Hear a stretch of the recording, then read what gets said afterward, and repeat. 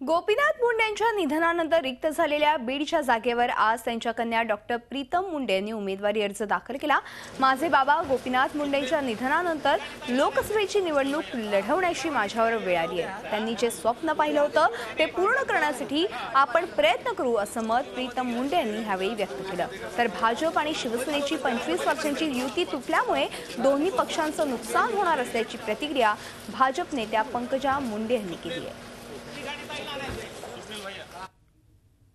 माझा राजकीय प्रवेश हा कोणत्या इच्छेने किंवा ठरवून झालेला नाहीये। हा एक अपघाती बाबांच्या निधनानंतर झालेला प्रवेश आहे। या राजकारणाकडे आता मी एक चॅलेंज म्हणून बघते, एक मोठी जिम्मेदारी आहे।